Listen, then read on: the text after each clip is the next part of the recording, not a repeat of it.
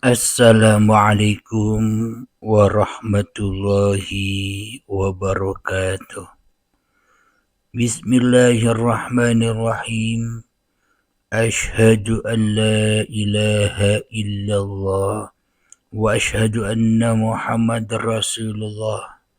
Allahumma salli ala Sayyidina Muhammad wa ala ali Sayyidina Muhammad.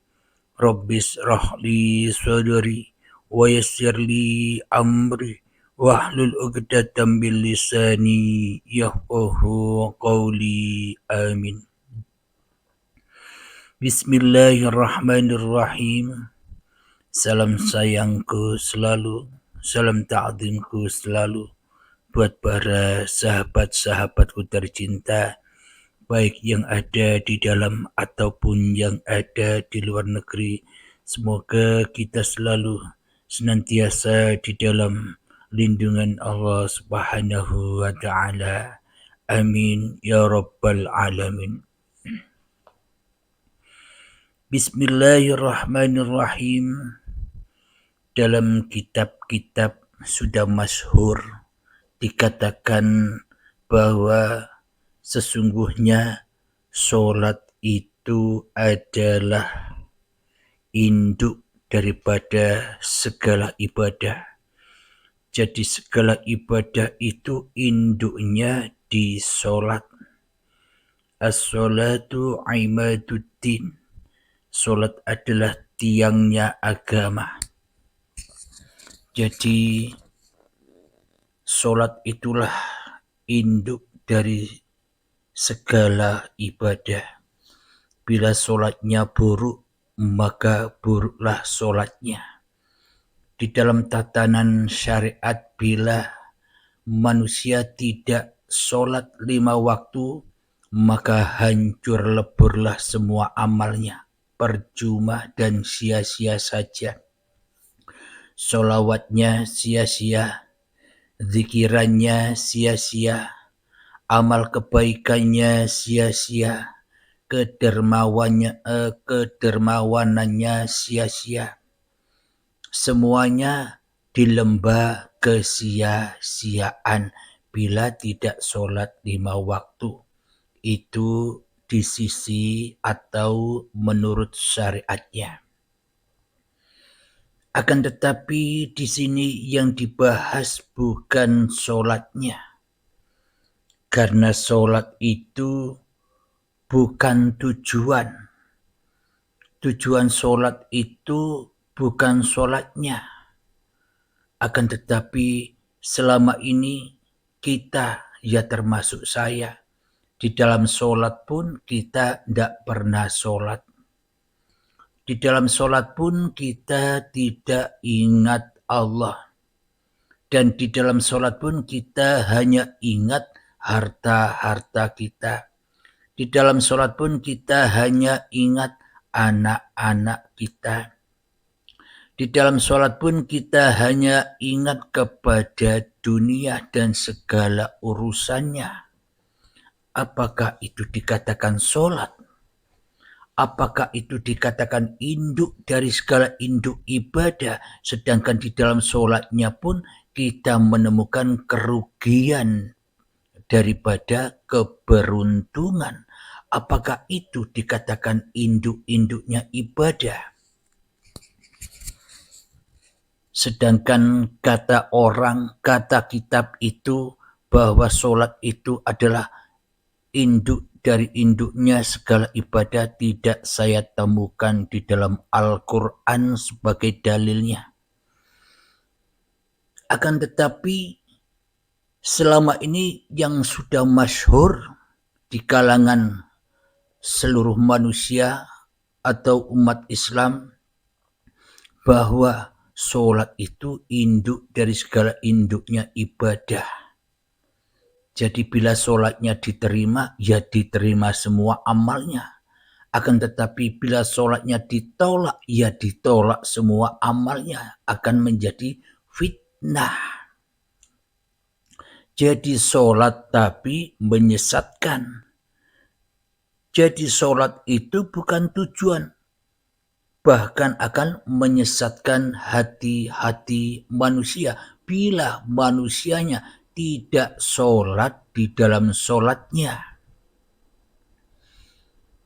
Ketika kita lagi sholat, kita tak pernah, walaupun sebiji darah pun kita tak pernah ingat bahwa Allah yang mensolatkannya, bahwa Allah yang memerankannya, bahwa Allah yang menggerakkannya, bahwa Allah yang menggelar kita di dalam kehidupan ini. Selama ini kita hanya menyembah berhala-berhala, hawa nafsu kita yang merasa bisa sholat, hawa nafsu kita yang merasa bisa ibadah, hawa nafsu kita yang merasa bisa berbuat baik, hawa nafsu kita yang merasa bisa bersolawatan, hawa nafsu kita yang merasa bisa sholat duha, hawa nafsu kita yang merasa bisa sholat tahajud, hawa nafsu kita yang merasa bisa berkorban di setiap Idul Adha, hawa nafsu kita yang merasa bisa berbuat apa-apa. Inilah sholat yang celaka. Fawailul lil musallin, celakalah bagi orang-orang yang sholat, alladzina hum an sholatihim sahun, orang-orang yang lalai di dalam sholatnya. Sholatnya ndak nyembah Allah, sholatnya ndak terbang menuju Allah, tapi terbang menuju setan.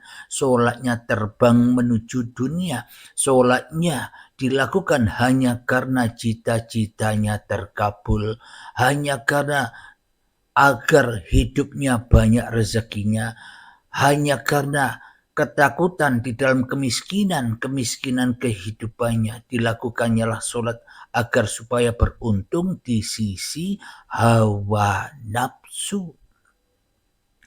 Inilah sholat yang menyesatkan, sholat tidak menyembah Allah, bahkan tersesat dari Allah. Ayatnya ada, fawailul lil musallin, celaka bagi orang yang sholat. Apakah layak sholat kita dijadikan induk dari segala induknya ibadah? Bila sholatnya hancur lebur, maka apa yang kita lakukan pun hancur lebur. Itulah induk dari segala induknya ibadah. Bila sholatnya benar, maka benarlah seluruh laku yang ada di dalam kehidupan ini. Tapi bila sholatnya salah, ya salah semua. Jadi jangan anggap kita sudah sholat, maka kita aman dari celaka. Ketika kita sudah sholat, jangan anggap kita sudah aman dari siksa. Ketika kita sholat, jangan merasa kita sudah aman dari adab yang pedih, adab siksa neraka. Jadi sholat-sholat kita, termasuk sholat saya, tidak bisa dibuat jaminan untuk masuk surga, jauh panggang dari apinya. Yang kita pahami selama ini hanyalah bab-bab syariat saja. Yang kita bela hanyalah bab-bab kemanusiaan kita. Yang kita bela hanyalah bab-bab hawa nafsu kita di dalam beribadah, yang mana seolah-olah kita merasa benar sendiri di dalam beribadah, padahal salah semua di sisi Allah. Ya termasuk ibadah saya, ya termasuk kesalahan saya. Jadi di sini kami berbagi agar kita sama-sama selamat kembali kepada Sang Pencipta. Jadi apa yang dibuat untuk induk-induknya segala ibadah itu, yang termasyhur, kata hadis, kata kitab, sholat adalah induknya ibadah. Bila sholatnya baik, maka ibadahnya, maka hidupnya akan baik semua. Tapi bila sholatnya buruk, maka hidupnya, maka seluruh amal ibadahnya buruk semua, racun semua. Jadi kalau menurut Allah, menurut Al-Quran, puncak-puncaknya, induk-induknya segala ibadah adalah zikr. zikrullah. Alhamdulillahirabbil alamin. Bila tidak berzikrullah, apakah mungkin kita bisa sholat? Bila tidak berzikrullah, apakah mungkin kita bisa ibadah? Bila tanpa zikrullah, apakah mungkin kita bisa mengingat Allah? Jadi puncak-puncaknya sholat, puncak-puncaknya ibadah, puncak-puncaknya amal manusia adalah zikrullah, bukan sholatnya, bro. Sholat tanpa zikrullah maka bukan sholat namanya, maksiat namanya, celaka namanya. Zikiran tanpa zikrullah bukan zikir namanya, maksiat namanya, azab namanya. Sholawatan tanpa zikrullah, azab namanya, sesat namanya. Jadi puncak-puncaknya adalah zikrullah, yakni mengingat bahwa hidup ini Allah, bukan hidup kita, bro.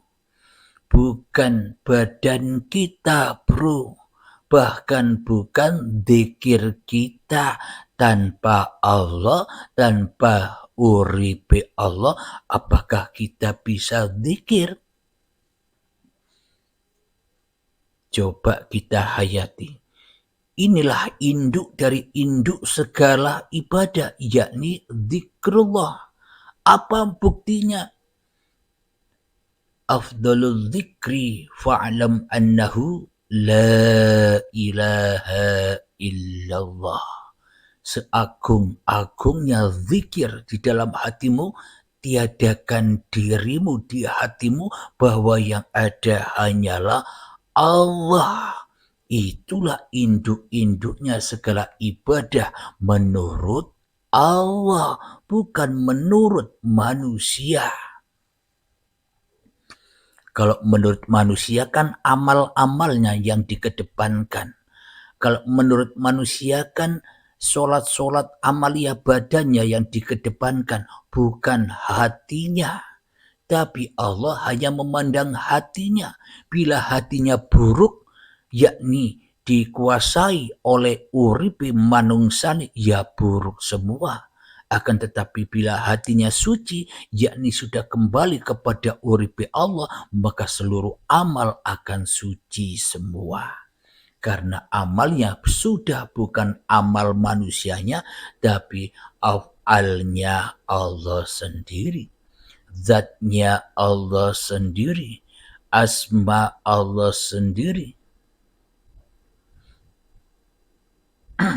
dan sifatnya Allah sendiri yang maha mengatur segala alam semesta ini. Ya termasuk diri kita, ya diatur Allah, bukan kita bisa mengatur-atur diri kita sendiri.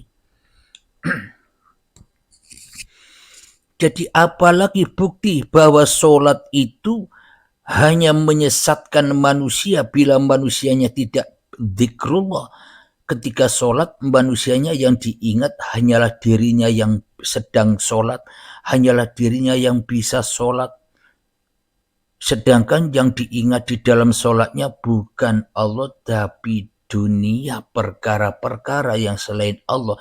Itulah fawailul lil musallin, bukan sholat namanya, tapi kerugianlah yang didapatkannya. Maka dari itu sholat bukan tujuan, bahkan menyesatkan bila tanpa induknya sholat. Apa? Zikrullah.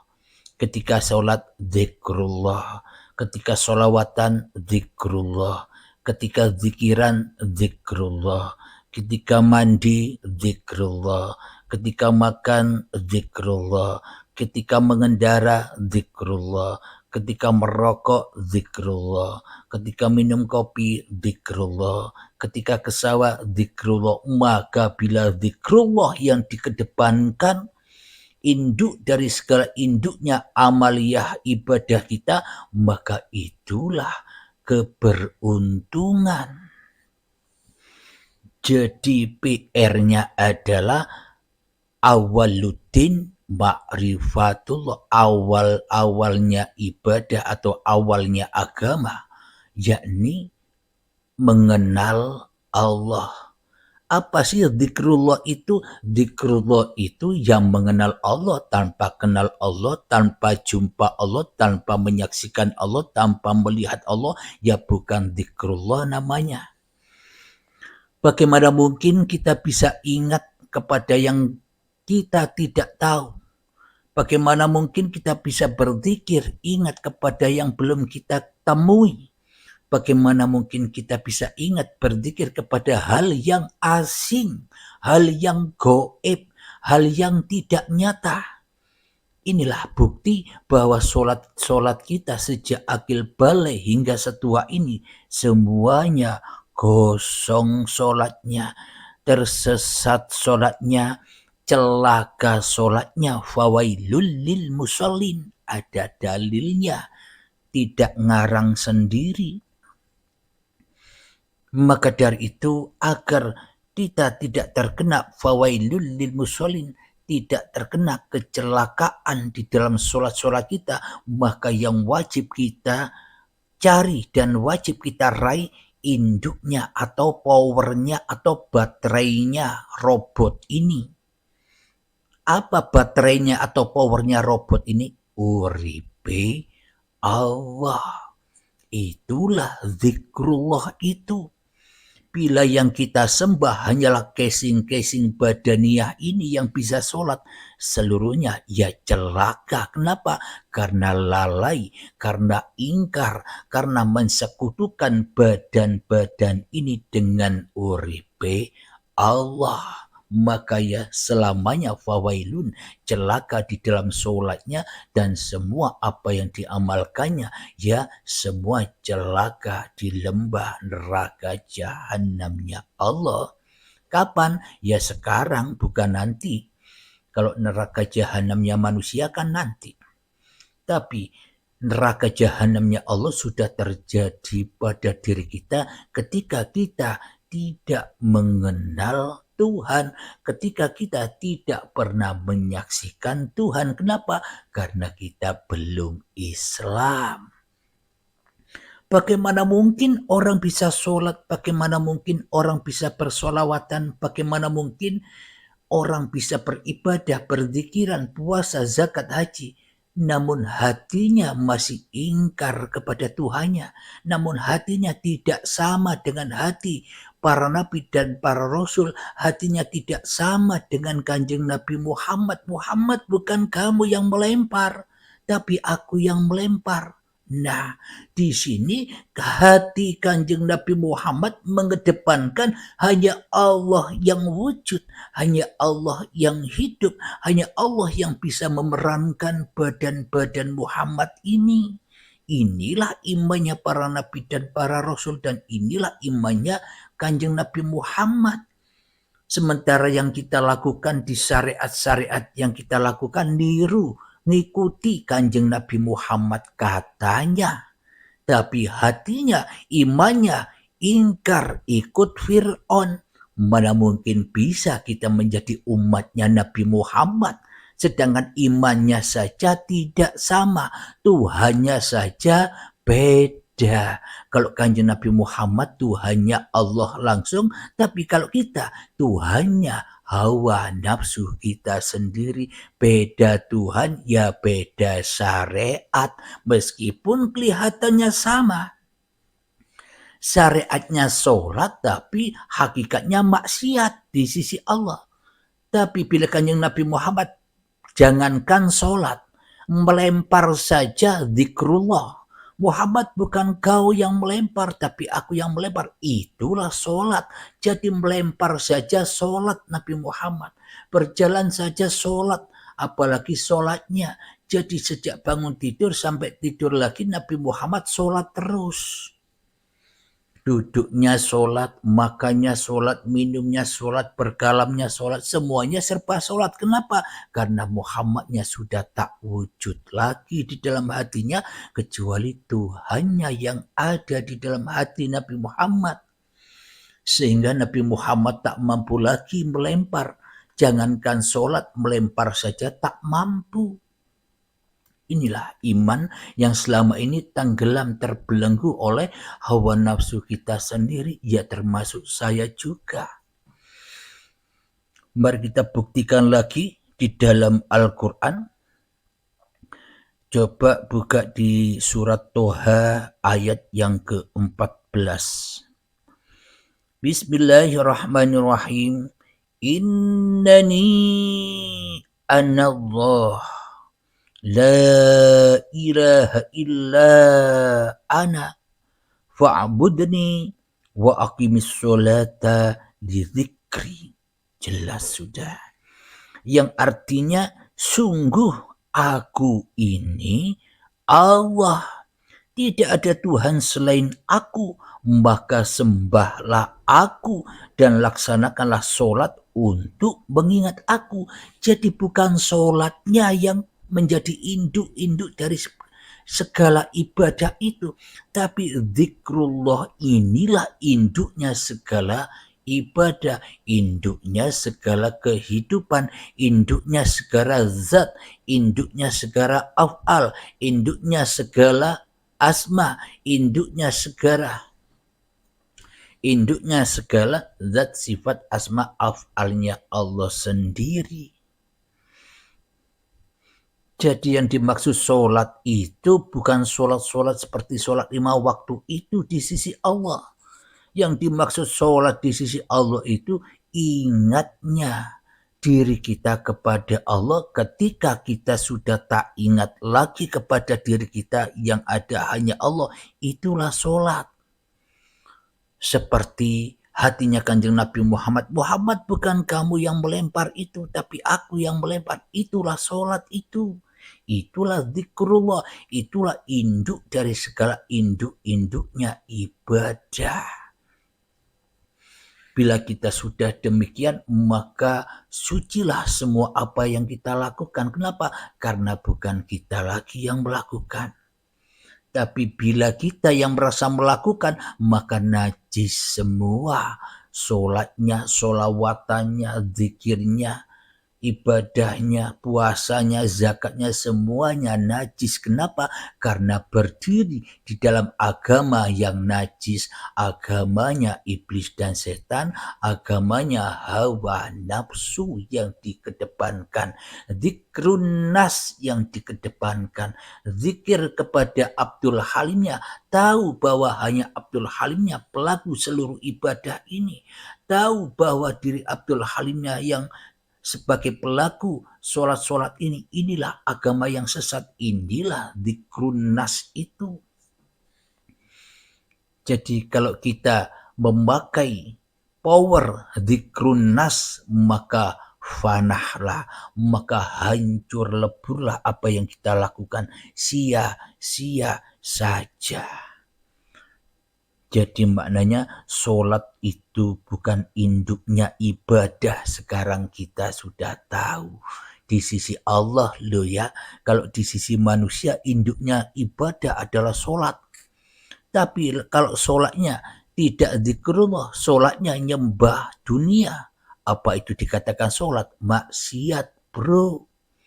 Jangan kita unggul-unggulkan sholat dan ibadah kita. Inna sholati wa nusuki wa mahyaya wa mamati lillahi rabbil alamin. Jelas sudah. Sesungguhnya sholat dan ibadahku, bahkan hidup dan matiku, hanyalah milik Rabbul Alamin, Tuhan penguasa alam semesta. Inilah yang dimaksud zikrullah itu, puncak-puncaknya hamba kembali kepada Tuhannya, yakni awaluddin ma'rifatullah. Itulah puncak-puncak agamanya seluruh manusia.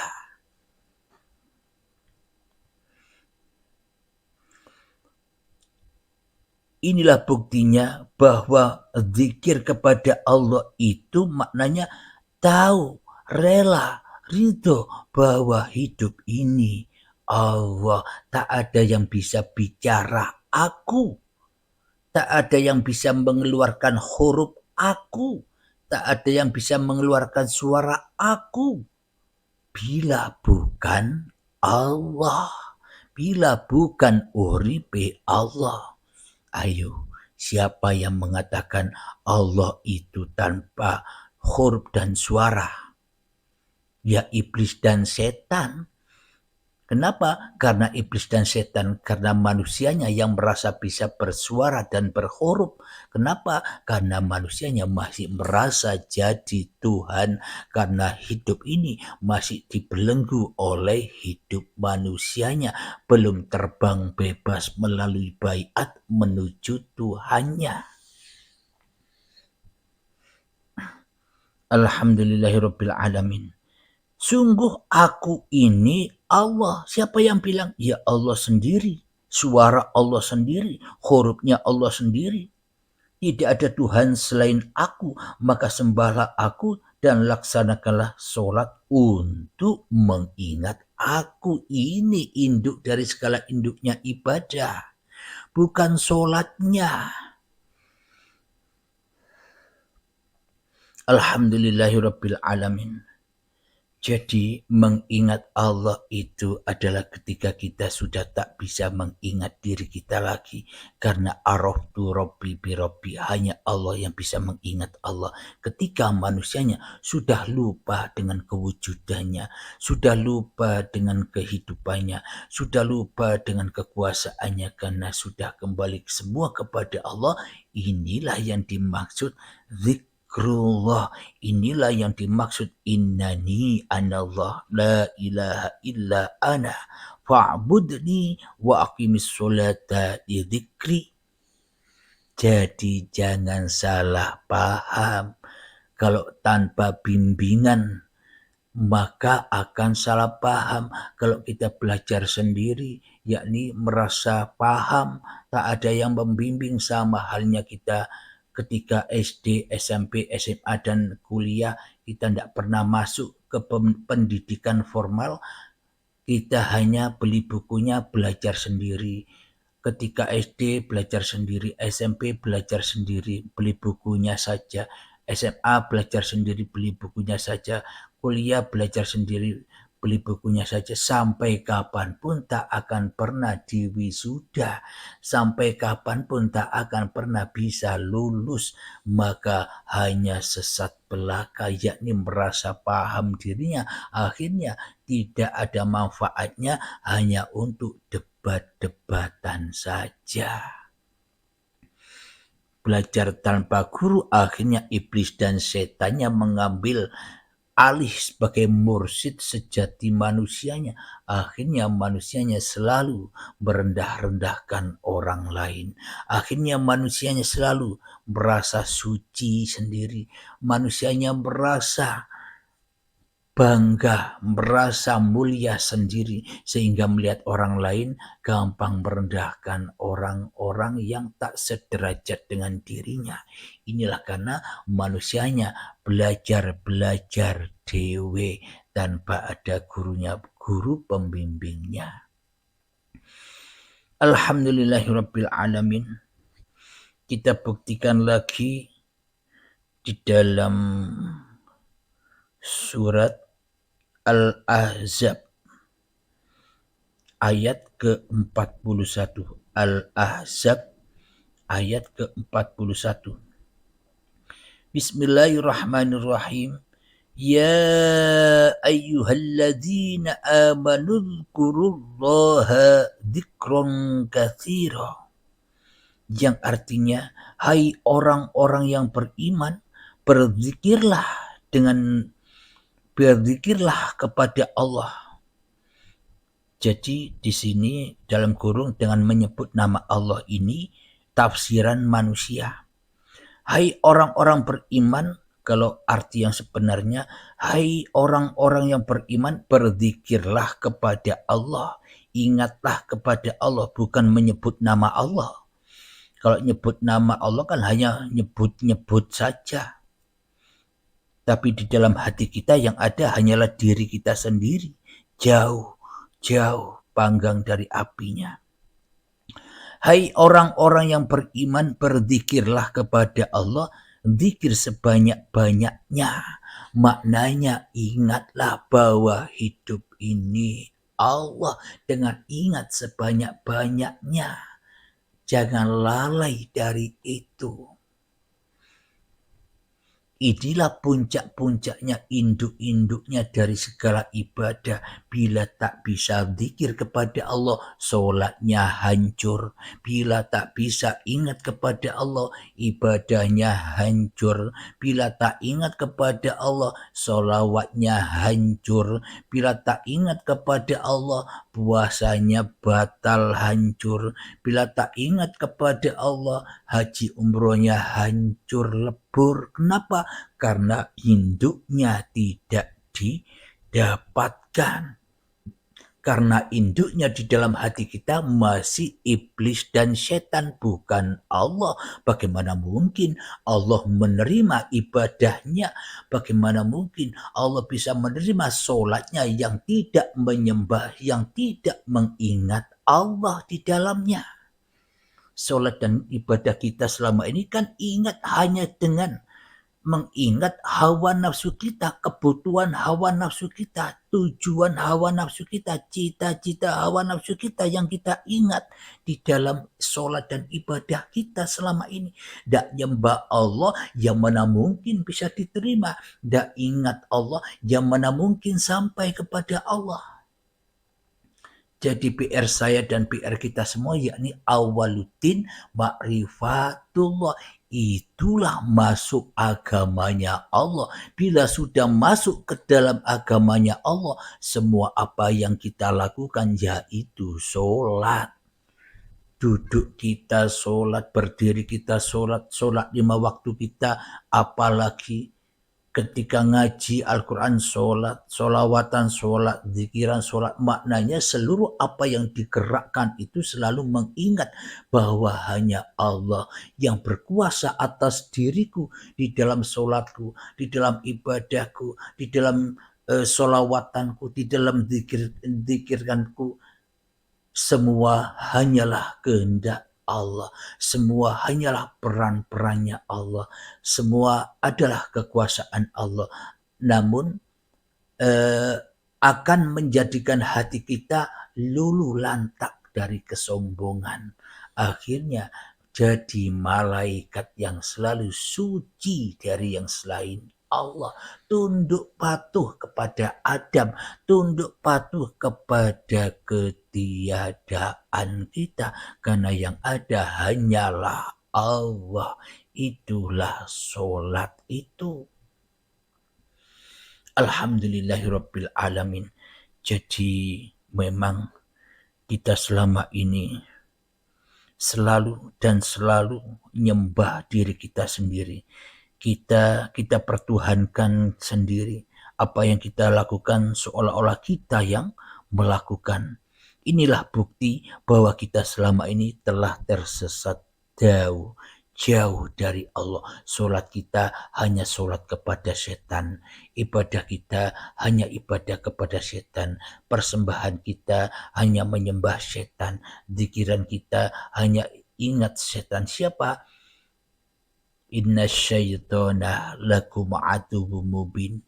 Sesungguhnya setan itu adalah musuh yang nyata bagimu. Siapa yang wujud di dalam hatimu? Yang wujudkan Abdul Halimnya di dalam hatiku. Itulah setannya. Abdul Halim ini setan yang bernama Abdul Halim. Apa buktinya? Di dalam surat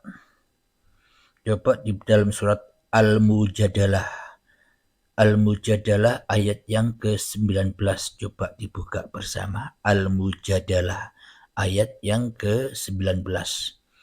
Bismillahirrahmanirrahim.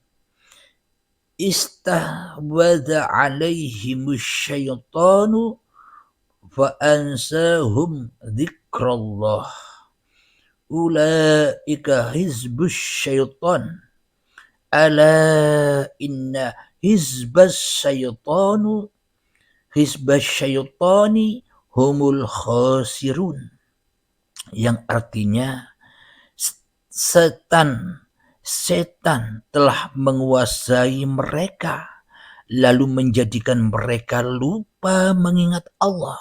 Mereka itulah golongan setan. Ketahuilah bahwa golongan setan itulah golongan yang rugi. Alhamdulillah, subhanallah, jelas sudah ayat-ayat Allah bahwa selama ini sejak akil balik hingga setua ini sholat kita hanya di dalam kerugian. Itu sholat kita, jangan melihat yang lain. Jangan melihat sholawat, jangan melihat zikiran, jangan melihat amal kebaikan, jangan melihat kedermawanan dan sebagainya. Sholatnya saja rugi, apalagi yang lain. Karena sholat induknya segala ibadah, katanya kan demikian.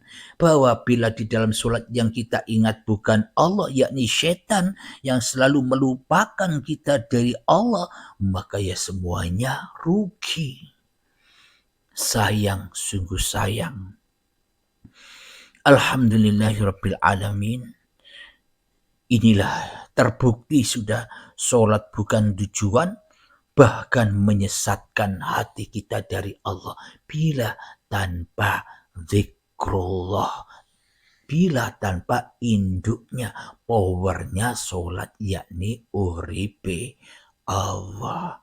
Alhamdulillahirrabbilalamin. Semoga saya khususnya dan semoga kita semua senantiasa selalu di dalam petunjuk-petunjuk Allah, di dalam lindungan Allah subhanahu wa ta'ala. Amin ya rabbal alamin.